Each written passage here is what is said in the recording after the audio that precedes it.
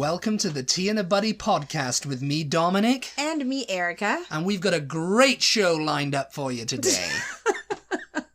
A very evil show.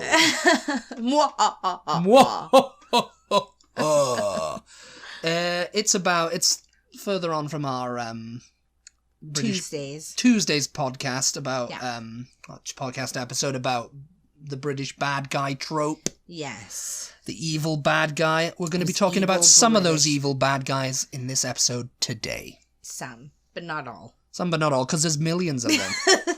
In almost every American movie, if there's a bad guy, he's usually British.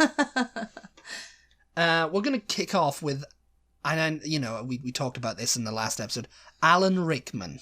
Yes. The dear departed Alan Rickman, known to millions as Professor Snape in the Harry Potter saga, where he was playing a bad guy for most of the movies, but we won't spoil the ending for everyone. If you haven't read or seen the Harry Potter films. But if you have, then you know at the very end he was he's one of the ultimate great bad guys, I think. Die Hard. Die Hard, yeah. You know what comes Hans to mind? Gruber. And it's not, it's an American film. Obviously. John McClane. Kevin Costner is American and plays Robin Hood, but my favorite of his bad guys was the Sheriff of Nottingham. Oh my God, he was absolutely brilliant in that movie. That he makes the whole movie basically. Yeah, I remember it. Yes. Yeah, it's Kevin Costner, good. And Morgan Freeman, wasn't it? Mm-hmm. Yeah. So good. But everybody knows him as Hans Gruber, but he was playing a German in Die Hard. Mm-hmm. I think that was his first big major Hollywood role. Probably, yeah. And he had the voice and everything. He had the voice, but he was playing a German in it, but everybody loved him. Everybody remembers the villains. He's got that really deep voice, or he had. He had this really deep voice. Yeah, and it's just it just sounds evil to begin with. Yeah. So, he was perfect casting for Snape, too, with that, I mean, J.K. Rowling had a hand in casting him for Snape. Oh, did she? Yeah, I think she was like, oh yeah, it's got to be Alan Rickman. Because, she had, almost control and everything over it, who they were casting for Dumbledore and everything like that, But yes, Alan Rickman, as the, he was the bad guy in Robin Hood, Prince of Thieves, wasn't it? Yeah. 1991. Die Hard was 98. No, not 98. 88, I think. 88, 89, yeah, I think so. I have no idea. The next one... You're looking at me for confirmation. I'm just like, yeah. Well, I don't know. Maybe. Yeah. The next one is another great villain. He's known nowadays to TV audiences as a great villain.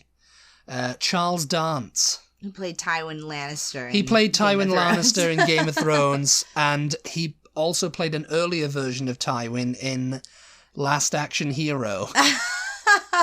The Arnold Schwarzenegger film with the kid. If you've seen the movie, the Arnold Schwarzenegger's playing this cinematic hero called Jack Slater. How are you saying his last name?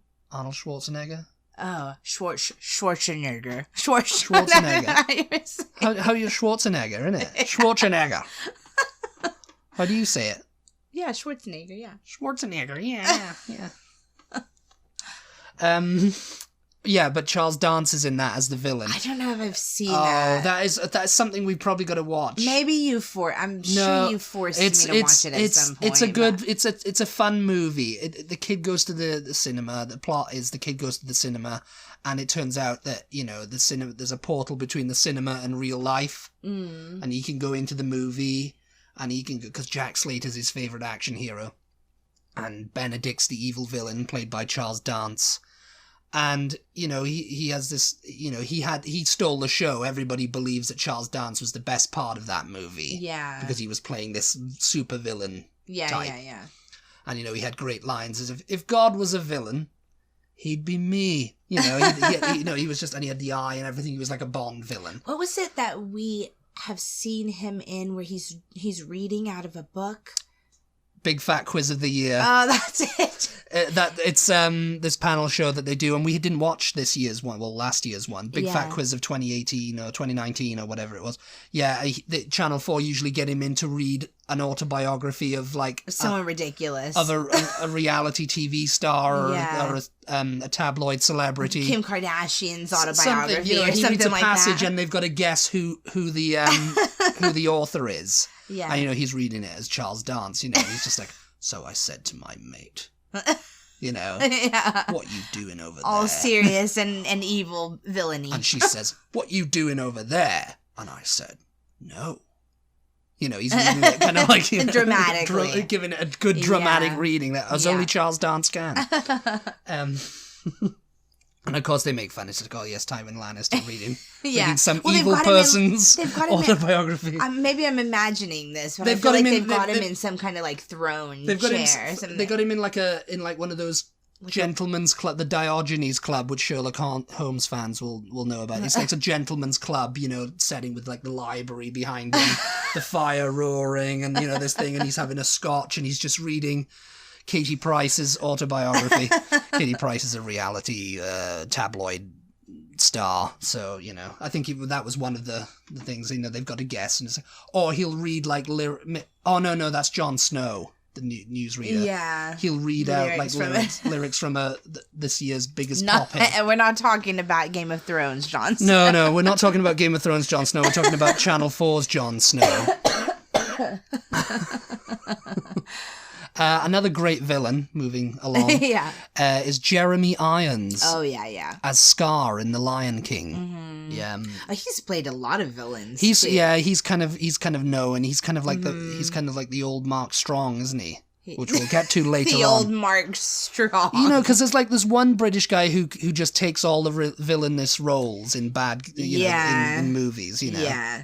Well, Jeremy Irons, he's another one that's got like a really distinctive voice. Yeah. Well, yes, it's kind of like Yeah.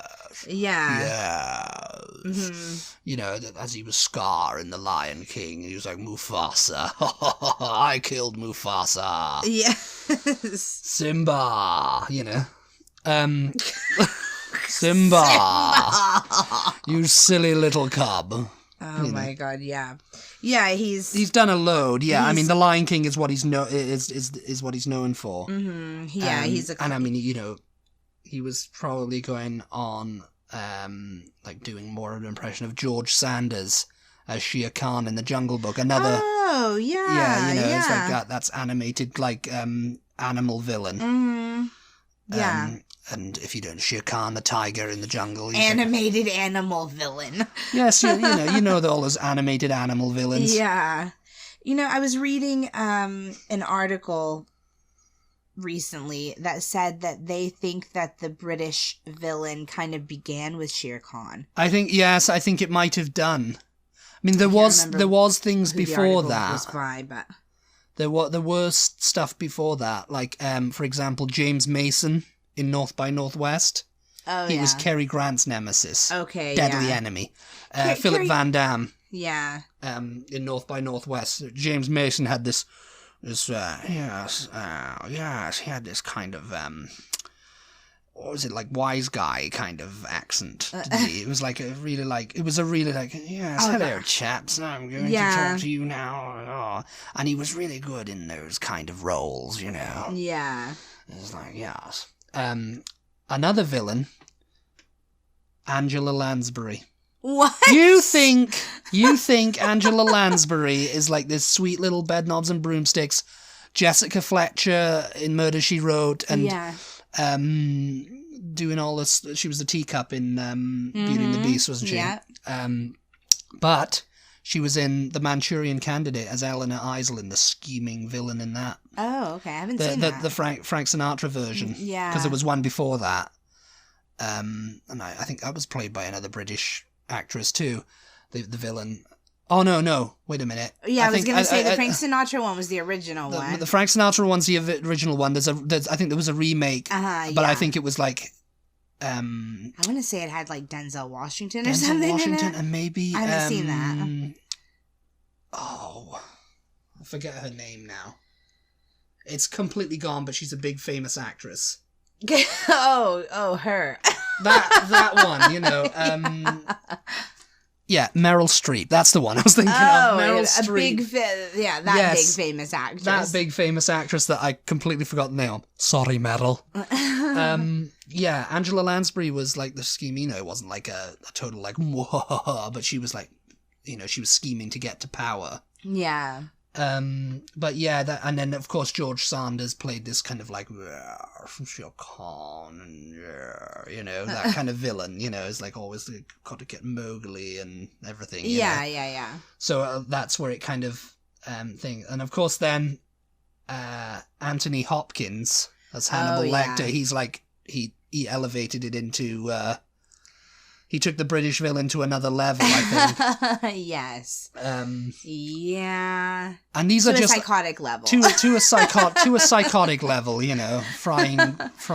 eating livers with fava beans and he took it back a nice Chianti. He took it back to the silent films where the crazy guy was twirling his mustache and tying the woman to the railroad tracks. Yes. Yeah.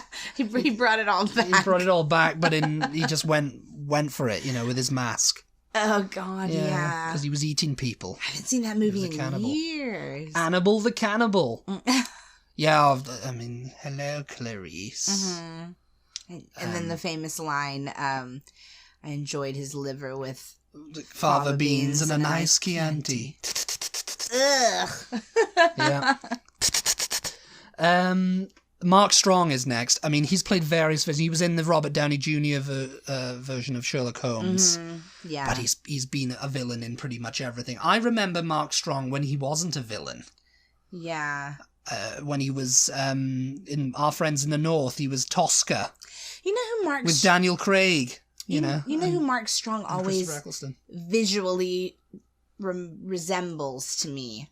Andy Garcia. When I see Mark Strong, I always automatically think Andy Garcia for some reason. Like a bald Andy Garcia, yeah. Yeah, and like a meteor, I guess, like a beefier. Yeah. Andy Garcia. I don't know. Something about him is very Andy Garcia to me when I look at him. Yeah, I mean, he's got that kind of like rugged kind of face and, ruddy kind of face. Quite attractive, bald, really, Mark Strong. And he's just like, yeah, I'm a villain, And then he took all the...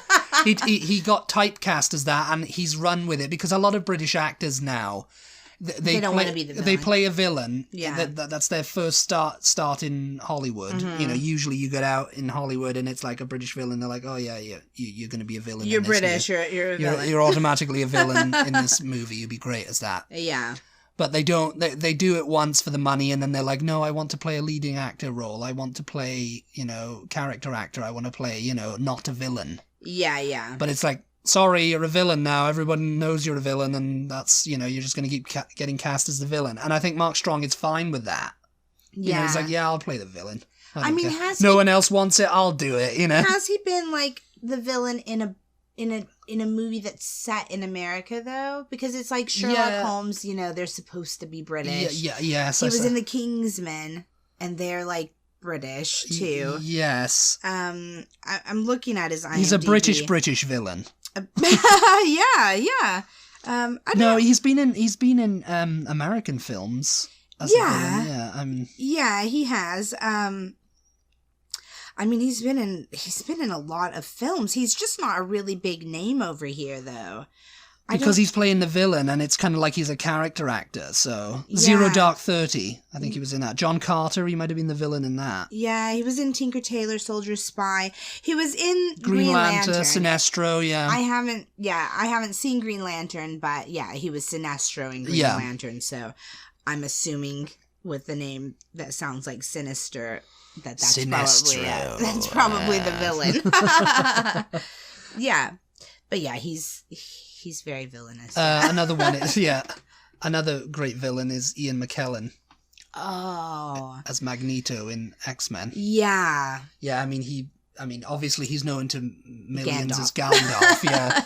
But he had to go and play Magneto in X-Men. That's where him and Patrick Stewart got to be friends and got to be best buds, because...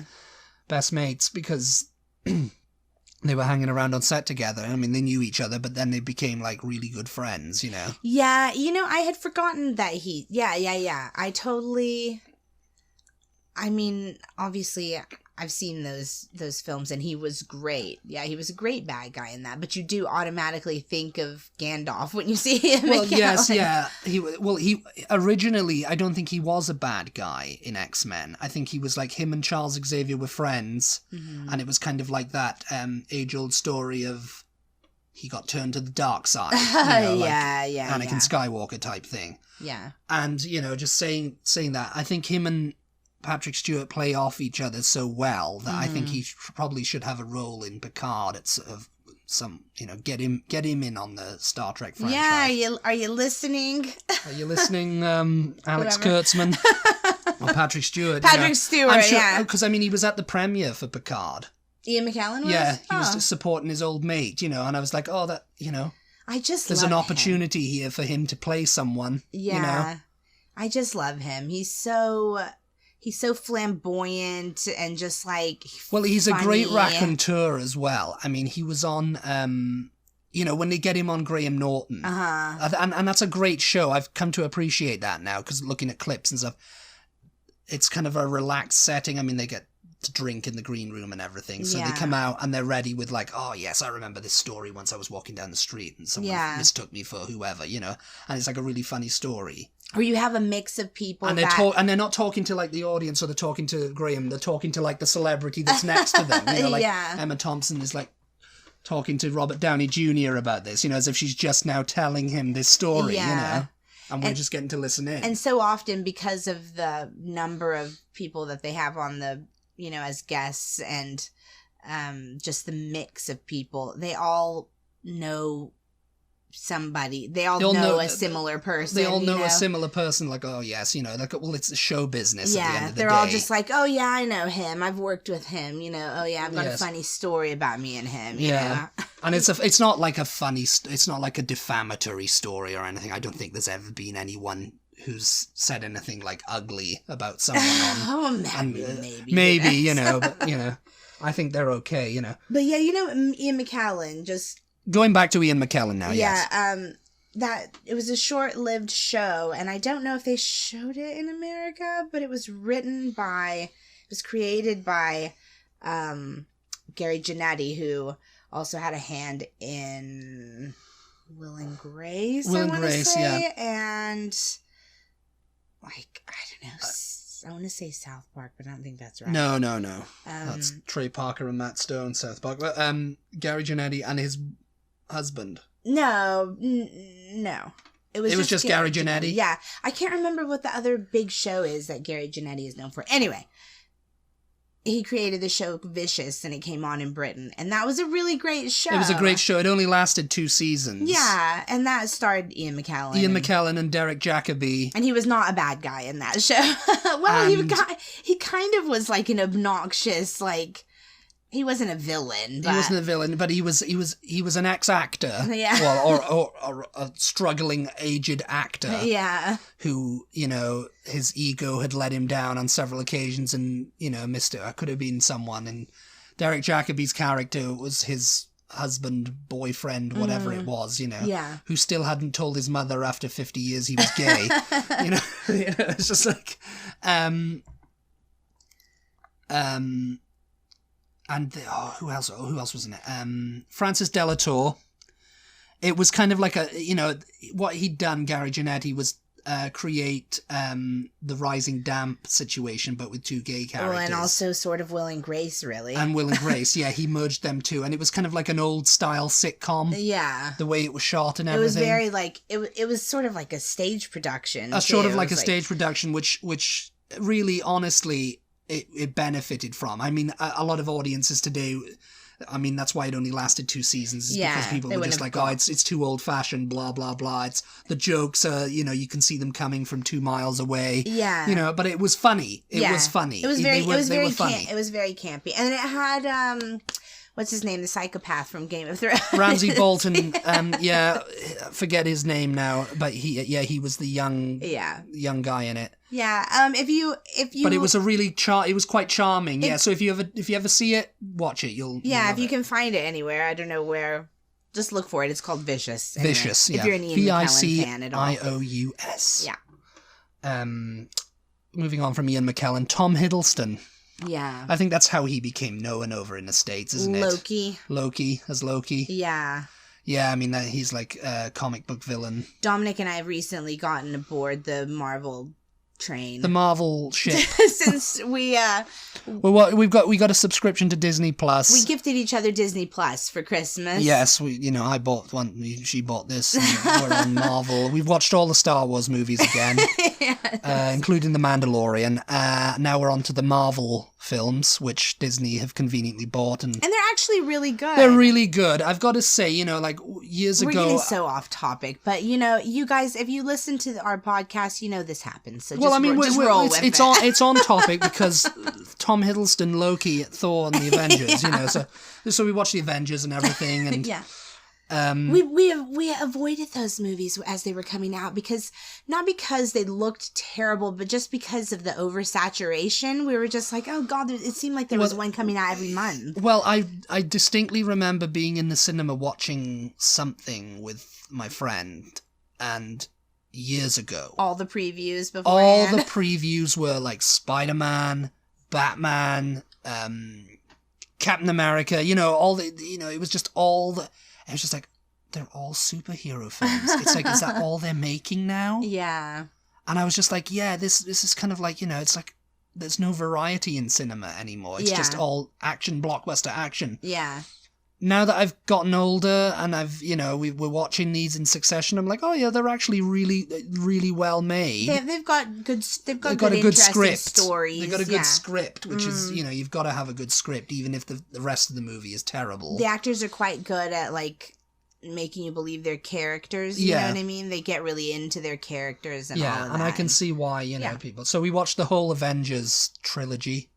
I think there's 4 of them. There's 4 of them. Yeah, there's 4 of them, but the final trilogy which ended with Endgame. Yeah. I mean, they're all pretty good. Now we're just kind of going back and watching, Captain America, Winter Soldier, and Civil War and all that. And they're really good. I enjoy them. Yeah. Yeah. So we're like full on superhero. And speaking of, Iron Man, we're superheroes now.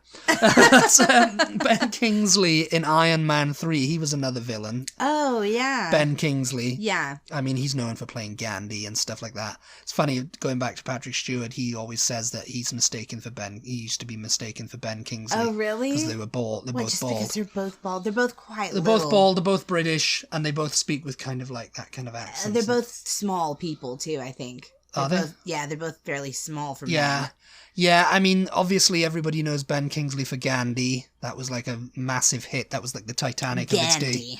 Gandhi, yeah. Gandhi, yes. We say Gandhi. Yeah, it's like Nando's. I'll go to Nando's. Yes, Nando's. And Lagos. Lagos. Yeah, Lagos, I call it. I mean, I don't know. What do you call it? Are you from Lagos or Lagos? Tell us how you pronounce your country. Another one who is, obviously sadly no longer with us, this is getting into the Star Wars thing, is Peter Cushing as Grand Moff Tarkin in Star Wars. He was he's another villain. Yeah. Pretty good. And they recently did his, for Rogue One, they CGI'd his face on. That was really good. That was really good. It was creepy. Because he's been dead since 1994. Yeah, I just said, can you and imagine Rogue One being came his, out in 2018 can you imagine, being his grandchildren or, his somebody related to him and just going, oh, God, I mean, it's easy to get someone to play Darth Vader. Grandpa's in a film again. Yeah. What? Yeah, and even he was like, it's a sort of prequel just before the events of A New Hope. If you're a Star Wars fan and you've never seen Rogue One, I think people would enjoy that. Yeah, film. It's like a little backstory. A little backstory to how it all started. Little extra. Yeah. Donald Gleason. Yeah. General Hux. I know his name. General Hux. General Hux in Star Wars. Okay. He's basically the new Grand Moff Tarkin. Yeah. Leader of the First Order of the Galactic Empire, whatever. But see, they're all British. Yeah, I mean that's what I mean. Star Wars created all the bad guys. It was like they tapped into that trope there. Yeah. And just decided, you know what, everyone on an Imperial ship is going to be British. And, you know, they kind of are. They're all kind of like, you know, I mean, of course, there's like British actors on the rebel side and everything. You know, they had Alec Guinness and Ewan McGregor playing Obi-Wan Kenobi and all that. Yeah. Darth Vader, though, you know, Donald Gleeson, he's known for films such as Goodbye, Christopher Robin. He played A.A. Milne in that. Oh, okay, yeah. And, of course, About Time. Mm-hmm. He was also in something else we watched recently. He was in Harry Potter.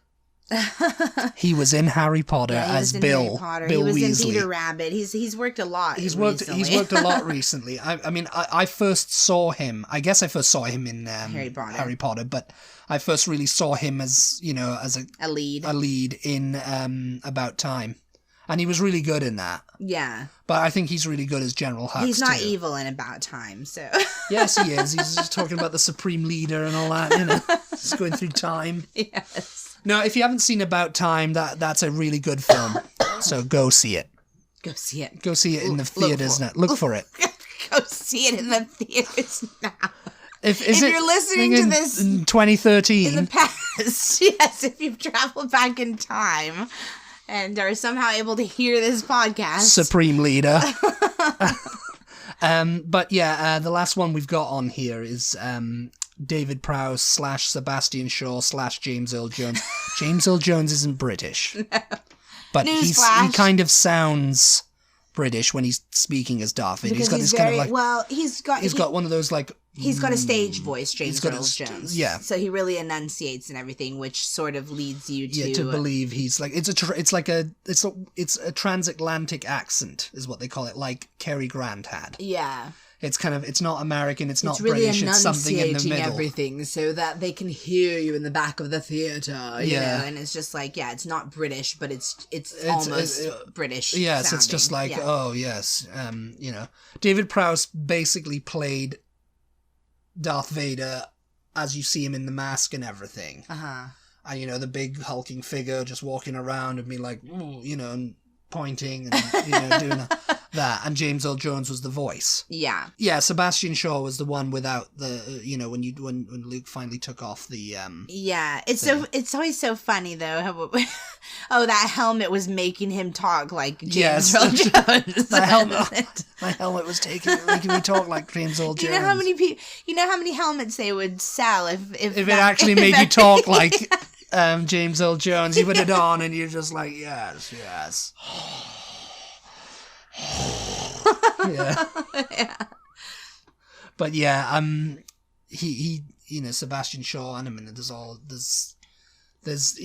like that controversy where they inserted Hayden Christensen into the Force thing over Sebastian Shaw's, because, you know, originally it was him, you know. Yeah. But yeah, so that's the list we came up with, or Dominic came up with, because yes, Dominic does the research for these podcasts. I just kind of fly in and just comment on whatever it is that What are you doing there? What are you doing now? I'll find out. Just taking off a Darth Vader mask. Yeah, so if we left anybody off the list, let us know, because I'm sure we did. We did, yeah. There was hundreds of people that, you know, if you've got a memorable British villain, that you remember. If you've got a memorable British villain that you remember, that we didn't mention, and, you know, you wanted him mentioned or her mentioned, let us know. Let us know, yeah. Yeah, we like to have these discussions, you know. We like to go, oh, yes, we did forget that person. Oh, God. Yes. And, you know, you never know. If we come up with another list long enough, then maybe we'll have another podcast out of this topic. Because you can't get enough of talking about British villains now, can you? No, you cannot. But yes, I think that'll wrap it up. We're wrapping it up now. Yeah.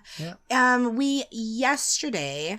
If you're listening to this podcast on Thursday when it comes out, yesterday we posted our very first YouTube video. Yay! Yeah, we did. Yes. Where I test teas. Yeah. Try saying that several times faster. Taste teas. Oh my God. And so go on to YouTube and check that out. If you can't, just search for Tea and a Butty. If you cannot find us by searching, you can always visit our website at www.teaandabuddy.com. teandabuddy.com, and we have a little YouTube like icon over on the far right hand side, so just click on that. It'll take you to our channel. We mostly have podcasts on there. We have one video where we took you guys on a tour of the British Emporium in Grapevine, Texas. But then we also have the video that we posted yesterday, which is like our first YouTube style video. I'm in it. Erica's behind the camera. Yeah. And so we're gonna be making more. We think so, but Dominic may be the only one starring in them. I'm so awkward on camera, you guys. I'm like not natural at all. So she's very shy. I'm very hesitant. I'm very hesitant to come on camera. On this, I can do. I can just talk because nobody's looking at me. I mean, nobody's looking at me in the camera they are. either. But there's a camera right there. But if we have a camera here, I just can't. Maybe if I'm just talking to you and I'm not like talking directly to the camera. Yeah, you can just be like. Yeah. Like they do it, just like... Because I just automatically... Or just lean out. You can just lean out like that and just talk from afar. I just automatically become so unnatural. I don't know. Well, I mean, I don't know how natural I was on camera. Let us know how natural I was on camera. You're never natural anyway. No, I'm very unnatural. Yeah. Because I'm a villain. So if you want to go over there, watch our video, give it a thumbs up, leave us a comment, let us know that you watched it, subscribe to our channel if you have a YouTube channel. We would really appreciate your support in that way.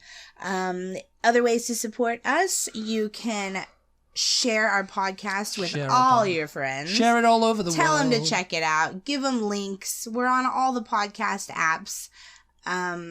You can also check out our Patreon where we have benefits at different levels of support if you'd like to give us a monthly support.